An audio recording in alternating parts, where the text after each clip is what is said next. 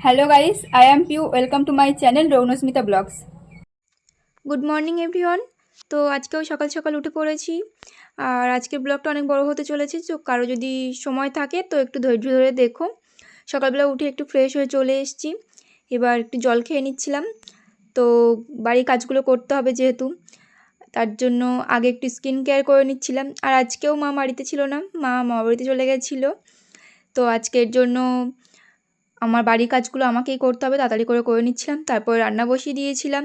রান্নাটা হয়ে যাওয়ার পরে স্নান করতে যাচ্ছিলাম, তার কারণ আমার কৃষকে রাখি বাঁধতে হবে আজকে। তো আমাদের তো ভাই বোন নেই, আমার জেঠুর মেয়েরা আছে, আমাদের বাড়িতে কোনো ছেলে নেই। তো তার জন্য তাড়াতাড়ি করে ফ্রেশ হয়ে স্নান দান করে চলে এসেছি। ঠাকুর ঘরে ঠাকুর পুজো দিতে হবে। তার আগে আমার সবথেকে বড় কথা, কৃষকে আমি রাখি পরাবো আজকে। অনেক মজা হচ্ছিল, কিন্তু সকাল থেকে অনেক কিছু করেছি, একটু কষ্ট হচ্ছিল, তবে বেশ ভালো লাগছিল। আমি বেশিরভাগ টাইম ঠাকুর ঘরে যাই না, মাই যায়, সব কিছু মাই করে। তো আমার একটু দেরি হচ্ছিল, এই যে প্রসাদগুলো দিয়ে দিচ্ছি। তো এরপরে দেখো আমার কৃষকে ড্রেসটা চেঞ্জ করে দেবো। ওর ওর সমস্ত গয়নাগাটি খুলছিলাম। ওর জন্য একটা ড্রেস এনে দিয়েছিল মা আগেই। আমার ড্রেসটা খুবই পছন্দ হয়েছে। আমি বলেছিলাম একটু সাদার মধ্যে নিয়ে আসতে, তো সাদার মধ্যে নিয়ে এসছে।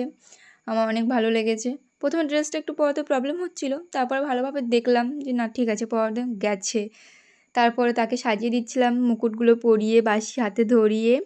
তারপরে এই যে গপুর সিংহাসনে বসিয়ে দিচ্ছিলাম। সবাই গপুই বলে, কিন্তু আমি ওকে কৃষ বলেই ডাকি, আমার খুব ভালো লাগে এই নামটা। তো তারপরে ওকে সিংহাসনে বসানোর পরে আমি ওকে রাখিটা বাঁধবো বলে রাখিটা খুলছিলাম। এই যে এবার ওকে আমি রাখিটা পরিয়ে দিচ্ছিলাম।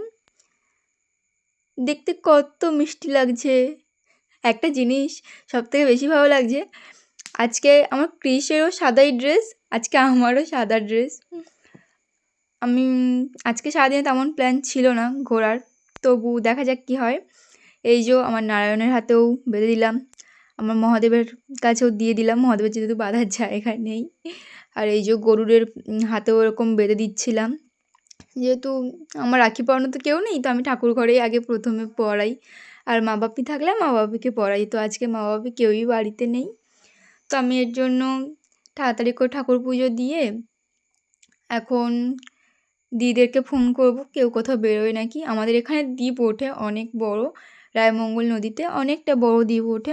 তো ওখানে যাওয়ার প্ল্যান হচ্ছিল। আমি কখনো যাইনি ওখানে, ছোট থেকে দেখেছি অনেক দূর থেকে সবাই গাড়ি ভাড়া করে আসে দেখতে। দেখি রাস্তায় প্রচুর ভিড় হয়, অনেক লোকজন মজা করতে করতে যায়, কিন্তু আমাদের কখনো যাওয়া হয়ে ওঠেনি। বাপি মা কখনো যেতে দেয়নি, ওখানে খারাপ লোক থাকবে, এটা ওটা এরকম ইত্যাদি, কখনো যেতে দেয়নি। তো এবার খুব ইচ্ছা হচ্ছিল, মাকে বলছিলাম। তো মা বলছে ঠিক আছে, দেখছি।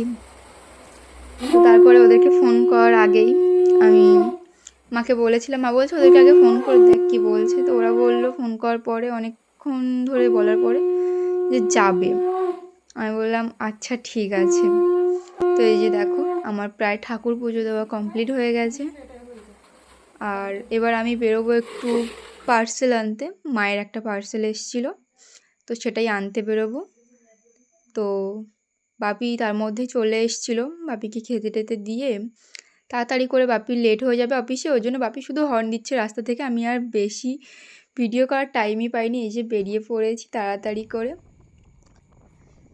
আর যে রাস্তা, আমাদের গ্রামের রাস্তাটা দেখো, আজকে আর মেন রোড থেকে যাওয়া হয়নি। এই যে মেন রোডের আমাদের কাজ চলছে, প্রচণ্ড খারাপ রাস্তা ছিল, এখন কাজ চলছে, ওই জন্য মেন রোড থেকে যাইনি।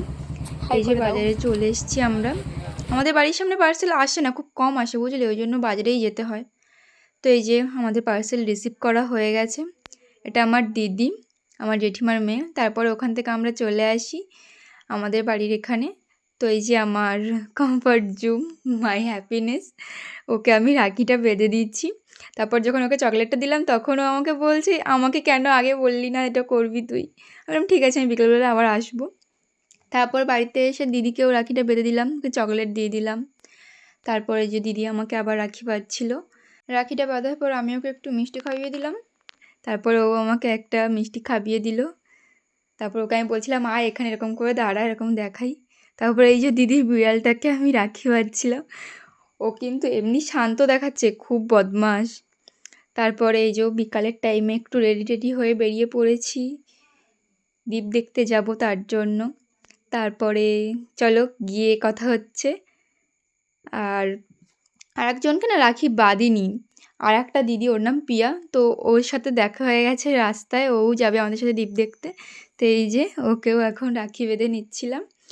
ও আর আমি করে যাব, গিয়ে দেখলাম যে আমার যে হ্যাপিনেস সে দাদাদের সাথে চলে গেছে। ওকে আমি ফোন করে খুব জ্বালাচ্ছিলাম, তোকে আমি দেখবো কেন দাঁড়ালি না।